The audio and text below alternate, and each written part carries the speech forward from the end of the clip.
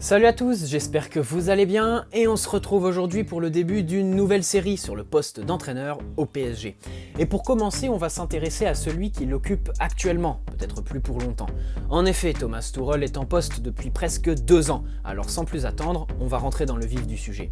Arrivé en provenance de Dortmund, Thomas Tuchel arrive au PSG pour ce qui représente sûrement sa plus grosse expérience en tant qu'entraîneur, gérer un vestiaire rempli de stars et leurs égos. Sur le terrain, l'entraîneur allemand est séduisant à ses débuts. D'abord par les résultats qui sont très bons, que ce soit en Ligue 1 ou en Ligue des Champions, avec une montée en puissance remarquable lors des phases de poule, et on pense notamment à ces 2 matchs contre Liverpool.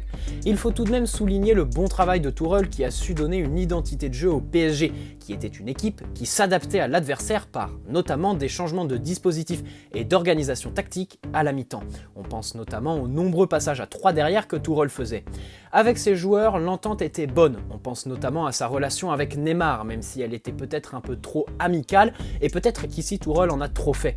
Au niveau du recrutement, on peut le remercier pour la trouvaille de Bernat par exemple, mais aussi Gueye qu'il voulait depuis longtemps et qui a quand même réussi à se montrer providentiel au PSG, même si l'irrégularité a eu raison de son importance par moment. Il y a ce match complètement maîtrisé à Old Trafford et l'espoir d'avoir enfin trouvé un entraîneur qui maîtrise son groupe et qui le bonifie par des choix payants. Mais on sait tous ce qu'il s'est passé. Même si le retour contre Manchester United se joue sur des erreurs individuelles, Tuchel s'est vautré, lui et son staff.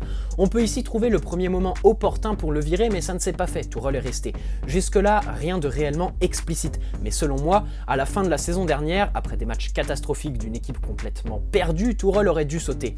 Même si c'est difficile de dire ça, sachant qu'il faut du temps pour qu'un entraîneur se mette en place et que son plan d'action porte ses fruits, je pense qu'à la fin de la saison dernière, Tuchel a complètement perdu les pédales. Les matchs étaient juste lamentables, catastrophiques, et on sentait même une forme d'irrespect envers le club et ses supporters.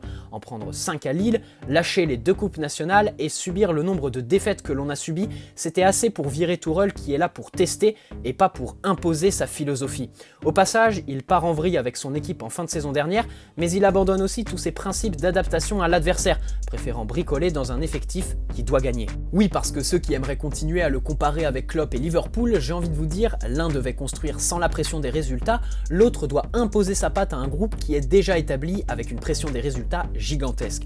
Cette année, Tuchel n'a rien imposé du tout, ce sont les joueurs qui l'ont poussé à mettre en place ce 4-4-2, à l'instar de Neymar par exemple, qui a avoué s'être remis en question pour pouvoir jouer à 4 devant.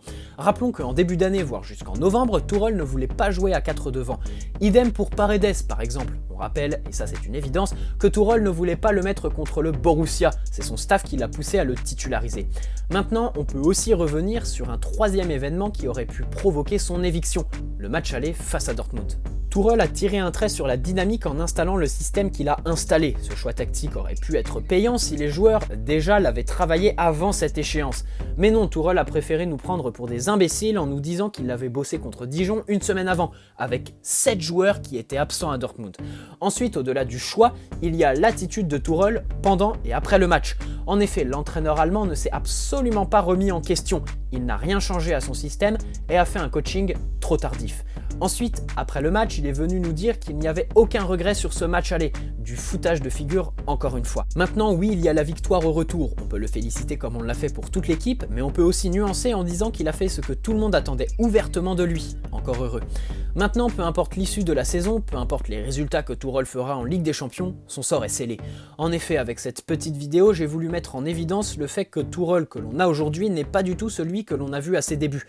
3 événements auraient pu précipiter son départ. Perso, je l'aurais fait partir à la fin de la saison dernière, tellement la fin fut lamentable pour tout le monde. On avait vraiment l'impression d'avoir un entraîneur tel un touriste au sein d'un vestiaire qu'il ne maîtrisait absolument plus.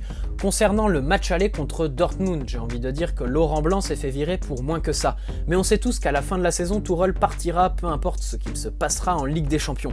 Leonardo a ses petites idées en tête. On le sait tous, les 2 hommes se respectent, mais ne s'entendent pas à merveille. Et j'ai envie de résumer cette vidéo en une phrase pour aussi permettre une projection sur celle de demain. Au PSG, il faut un entraîneur qui arrive avec son palmarès, son charisme, son expérience et ses principes, plutôt qu'un entraîneur qui vient pour faire son palmarès. C'est le cas de Tourelle, comme ça l'était pour Emery.